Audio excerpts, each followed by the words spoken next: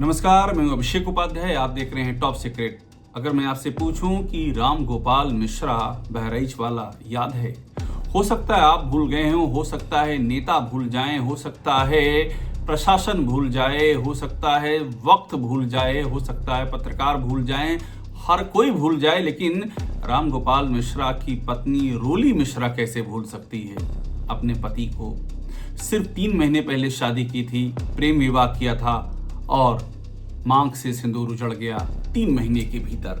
वही राम गोपाल मिश्रा जो बहराइच में हुई हिंसा में मारा गया था, वही राम गोपाल मिश्रा जिसकी मौत के बाद वहां पर बीजेपी के नेताओं का तांता लग गया था, वही राम गोपाल मिश्रा जिसकी पत्नी को और परिवार को यूपी के सीएम योगी आदित्यनाथ से मिलवाने लखनऊ ले जाया गया था। महसी के बहराइच के महसी के जो विधायक जी हैं सुरेश्वर सिंह, वो साथ गए थे। और वही राम गोपाल मिश्रा जिसके परिवार से बड़े बड़े वादे किए गए थे, नौकरी दे देंगे और परिवार का गुजारे भत्ते का इंतजाम हो जाएगा, आयुष्मान कार्ड मिल जाएगा, कई सारे वादे किए गए थे। हमने जानना चाहा कि आखिरकार राम गोपाल मिश्रा के परिवार की हालत क्या है, इन वादों का हुआ क्या। हमने बात की रोली मिश्रा से, राम गोपाल मिश्रा की विधवा से। और रोली मिश्रा की आप जब बात सुनेंगे तो आपके पैरों तले जमीन खिसक जाएगी, या क्या पता जमीन ना खिसके और आप भी मान चुके हों कि संवेदनहीन हो चुके तंत्र में ऐसा ही होता है। रोली मिश्रा से हमने बात की और जानना चाहा कि आखिरकार अभी क्या स्थिति है, कैसे चल रहा है परिवार, घर, जो सरकार ने मुआवजे का ऐलान किया था और तमाम सारे जो ऐलान किए थे उसमें क्या क्या हुआ और क्या नहीं हुआ। बहराइच में जो सांप्रदायिक हिंसा भड़की थी उसमें राम गोपाल मिश्रा की मौत के बाद से लेकर के अब तक क्या क्या हुआ है, रोली मिश्रा ने जो हमको बताया वो वाकई आपको सिहरा देने वाला है। रोली मिश्रा ने बताया कि किस तरह से मुआवजे का पैसा अब खत्म होने वाला है, उसी से घर चल रहा है, और उसके अलावा जो मिलना चाहिए था नौकरी, आज कोई पूछने वाला भी नहीं है कि नौकरी का हुआ क्या।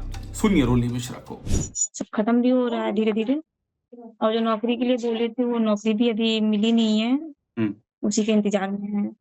तो आपको अभी जो उन्होंने जो सरकार ने मुआवजा दिया था, मेरे ख्याल से 10 लाख का मुआवजा दिया था। हाँ, 10 लाख का दिया था, 5 लाख हमारे थे, 5 लाख हमारे पिताजी के थे, ससुर जी के। ससुर जी के थे आपके, तो वो मुआवजा खत्म होने वाला है अब। हाँ, खत्म हो रहा है। अब आपके पास कोई जीविका का साधन नहीं है, रोजगार का कोई जरिया है आपके पास अभी? नहीं है, नहीं है। नहीं है। तो रोली मिश्रा ये बता रही हैं कि नौकरी नहीं मिली है। नौकरी का वादा किया किसने था, मैं थोड़ा सा रिकैप करा दूं आपको। ये तस्वीर देखिए, ये तस्वीर है जब योगी आदित्यनाथ से ये परिवार मिलने गया था। तारीख है 15 अक्टूबर, 13 अक्टूबर को घटना घटी, 15 अक्टूबर को पहुंचे तो साथ में महसी के विधायक भी दिख रहे हैं, बीजेपी के विधायक। और वहां पर योगी आदित्यनाथ ने न्याय देने की बात कही थी और साथ में नौकरी देने की बात इनसे कही थी कि नौकरी देंगे।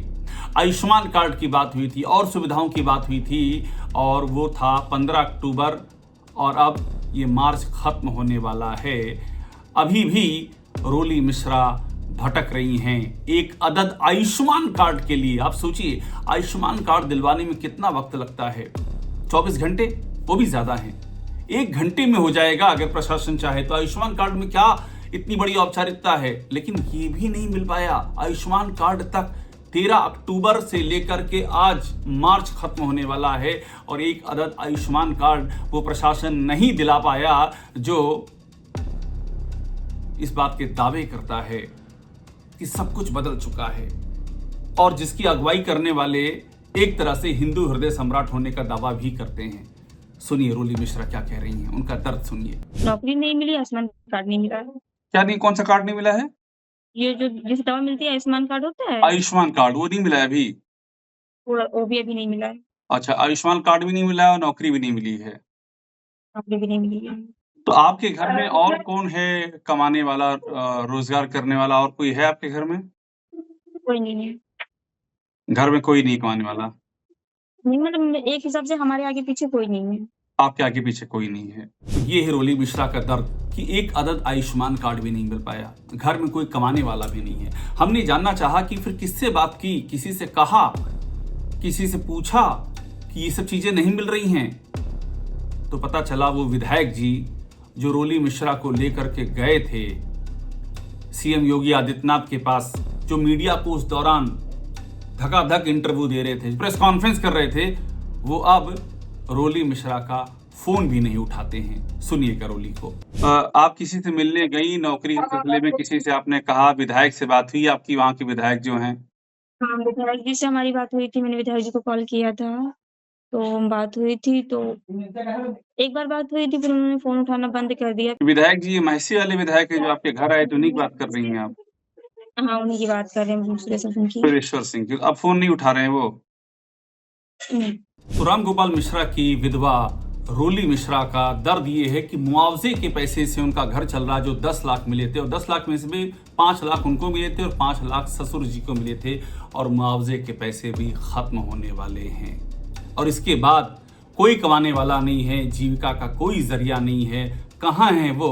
वे लोग कहाँ हैं? वे पार्टियां कहाँ हैं? वे संगठन कहाँ हैं जो हिंदू हितों की बात करते हैं, जिनके इशारे पर, जिनके आह्वान पर हिंदू नौजवान लड़के अपना घर बार पढ़ाई लिखाई छोड़ करके ऐसी सांप्रदायिक हिंसा की भेंट चढ़ जाते हैं, लेकिन उनके घरों के बच्चे तो विदेशों में पढ़ते हैं, उन्हें फर्क नहीं पड़ता है। सुनिए रोली मिश्रा क्या कह रही हैं। जो पैसे आपको मिले थे मुआवजे तौर पर, उसी से आपका घर चल रहा है और वो अब खत्म होने वाले हैं। हाँ, वो भी खत्म होने वाले हैं। अभी रुकिएगा, अभी इस पूरी कहानी का क्लाइमेक्स आना बाकी है। आपने देखा कि आयुष्मान कार्ड एक अदद नहीं मिला, नौकरी नहीं मिली, विधायक, डीएम, सीएम सबकी जानकारी में होने के बाद भी अभी तक नौकरी नहीं मिली। और तो और जो सबसे हैरान करने वाला है, रोली मिश्रा एक अदद विधवा पेंशन के लिए तरस रही हैं। ये इस प्रशासन की संवेदनहीनता देखिए, जो दिन रात संभल की जहां पर बातें होती हैं, दिन रात संभल को लेकर के जहां नए नए फरमान दिए जाते हैं, जहां हिंदू मुसलमान की नई नई प्रयोग स्थली स्थापित करने की कवायद की जाती, वहां पर बहराइच की हिंसा में मारे गए राम गोपाल मिश्रा की पत्नी को विधवा पेंशन नहीं मिली है। और वो तब जबकि वो बताती हैं कि 4 दिन बाद, राम गोपाल मिश्रा की हत्या के 4 दिन बाद अधिकारी फॉर्म भरवा के ले गए थे, और ये मार्च खत्म होने वाला वो अक्टूबर था। गिनिए, अक्टूबर, नवंबर, दिसंबर, जनवरी, फरवरी, मार्च, 6 महीने खत्म होने वाले हैं। एक किस्त नहीं आई है विधवा पेंशन की उनके पास। सुनिएगा उनका दर्द, उनकी जुबानी। अब टेंशन तो रहती है, जैसे कि पैसे खत्म होने वाले, तो टेंशन तो रहती है कि क्या होगा, कैसे होगा, खर्चा कैसे चलेगा, ये सारी बात सोचते रहते हैं। अपना आप ध्यान रखिएगा। और ये पेंशन भी शायद अभी नहीं आ रही है। क्या नहीं आ रही है? पेंशन नहीं आ रही है जी। कैसी पेंशन? ये जो विधवा पेंशन थी। अच्छा, कब से नहीं आ रही वो? मतलब अभी आई ही नहीं है, एक भी किस्त नहीं आई है। अच्छा, अभी आई ही नहीं है? नहीं। और कितना वक्त हो गया आपको अप्लाई किए हुए? ये जब खत्म हुए थे उसके कम से कम 4-5 दिन के बाद ऐसा हुआ था। हाँ, आए थे करने के लिए। अच्छा, घर पे आपके अधिकारी आए थे, साइन करा के ले गए विधवा पेंशन के लिए? हाँ, हाँ, वो सब हो गया था। और अभी तो विधवा पेंशन भी नहीं आई है आपकी? नहीं आई है। ये अंदर से बड़ा आपको तकलीफ और लगता होगा। उस समय इतने अधिकारी आए, नेता आए, आप मुख्यमंत्री से मिली। हाँ, मतलब सब कोई आया, लेकिन हुआ कुछ नहीं। मतलब आए इतने सारे लोग, लेकिन पर वो कुछ नहीं पा रहा है। इससे आप समझ पाएंगे कि जमीन पर क्या हो रहा है। ये जो बड़ी बड़ी बातें की जाती हैं, बड़े बड़े जो भाषण दिए जाते हैं, जो बड़े बड़े जो हिंदू हृदय सम्राट बनने की बातें की जाती हैं, उसकी जमीनी सच्चाई क्या है। कोई रोली मिश्रा से जाकर के पूछे कि उसके ऊपर क्या बीत रही है। ये जो लोग Z+ सिक्योरिटी में रहते हैं, ये जो लोग 5 स्टार घरों में रहते हैं, ये जो लोग 5 स्टार सुविधाओं में रहते हैं, जो कि बड़े बड़े भाषण देते हैं, बड़ी बड़ी घोषणाएं करते हैं, और जिनको राम गोपाल मिश्रा जैसे लड़के फॉलो करते हुए क्या से क्या कर बैठते हैं, उनका होता क्या है बाद में, उनके परिवार का क्या होता है। रोली मिश्रा इसका जीता जागता उदाहरण है। पर ये एक उदाहरण नहीं है, ये एक टेंडेंसी है। और खासतौर पर इस योगी आदित्यनाथ की सरकार के दौर में आप देखेंगे तो ये एक आपको परंपरा ऐसी ही दिखाई पड़ेगी कि ये तो यही होता ही। यहाँ पर हमने इसके पहले बात की थी, आपको एक नाम याद होगा कमलेश तिवारी का। कमलेश तिवारी जो एक बड़े हिंदू नेता थे, और जिस तरह से उनकी गला रेत करके हत्या कर दी गई थी कमलेश तिवारी की, उनके घर भी तमाम वे नेता गए थे जो अपने आप को हिंदू हितों का हितैषी कहते हैं। लेकिन बाद में क्या हुआ, कोई पूछने ही नहीं गया। हमने किरण तिवारी से बात की थी, उनकी पत्नी से। किरण तिवारी ने मुझसे यही कहा कि हम नहीं चाहेंगे कि जो हमारे साथ हुआ वो किसी और के साथ हो। और उस वक्त किरण तिवारी ने, उस समय बहराइच वाली घटना घट चुकी थी, रामगोपाल मिश्रा की जान जा चुकी थी, किरण तिवारी ने ये कह दिया था कि कोई पूछने नहीं आता है। और बहराइच वाले के पर्सपेक्टिव में ये कहा था कि मैं नहीं चाहूंगी कोई ऐसा करे, कोई इस तरह से अपनी जान दे, ये मैं नहीं चाहूंगी, कोई हमारा ख्याल करने नहीं आता है। ये किरण तिवारी ने कहा था कमलेश तिवारी की पत्नी ने। एक बार वो भी सुना देते हैं।